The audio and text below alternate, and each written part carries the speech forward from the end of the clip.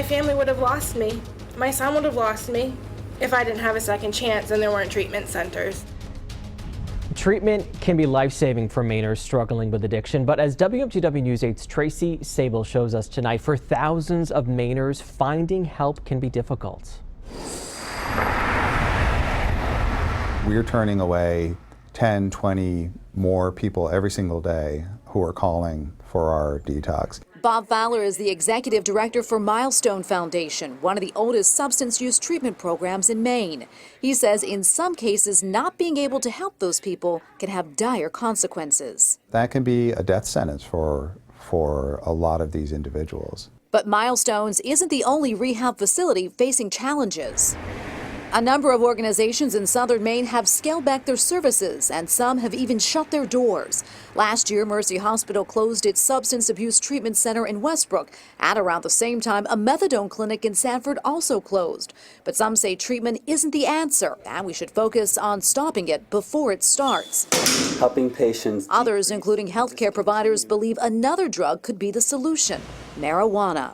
It can be used to treat the symptoms of opioid withdrawal. It can be used to help people maintain abstinence from opioids by treating addiction areas of the brain and treating the problems that they were using opioids for in the first place. Dr. Dustin Sulak was one of the healthcare providers leading the charge to get the state to allow medical marijuana to be used to treat opioid addiction.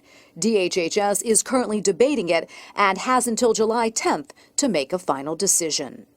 Our Tracy Sable reporting tonight. Scarborough Police Officer John Gill, who runs the department's Operation Hope, a no questions asked program to put people into treatment, joining us, along with Dr. Joseph Valdez, Medical Director at Outpatient Addiction Services at Mercy Hospital, and Andrew Kouzoulis back with us, who went through treatment himself. Just throwing it out there, is there a best form of treatment? And doesn't seem like there's a lot out there, a lot of options.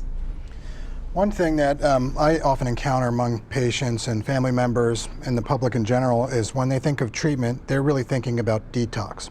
And that's just really the first phase of treatment, getting the drug out of one's system.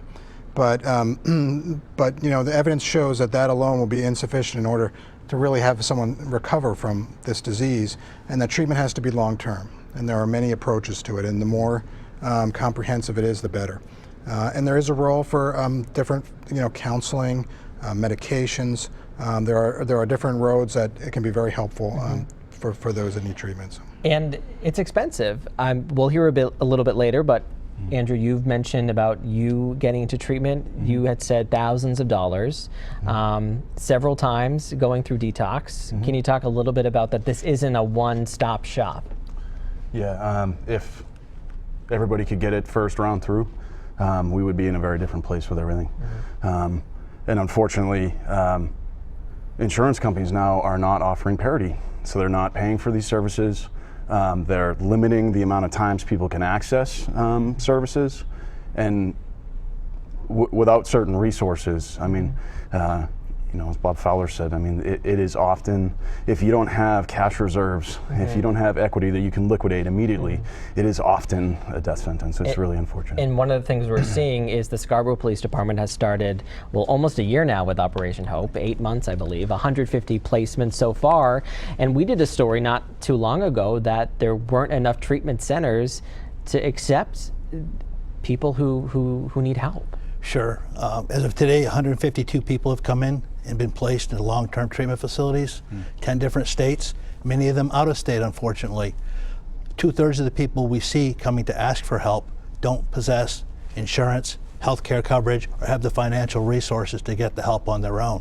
Fortunately, a number of treatment facilities around the U.S. have stepped up, offered us free scholarship treatment to the tune of almost $1.8 million to take care of Maine people. These are businesses. These are business models that are doing it really out of their concern for the problem that we're experiencing here in Maine. So what's the answer? I mean, we see people who need help. How do they get their help, especially when places are closing their doors? How do we get help?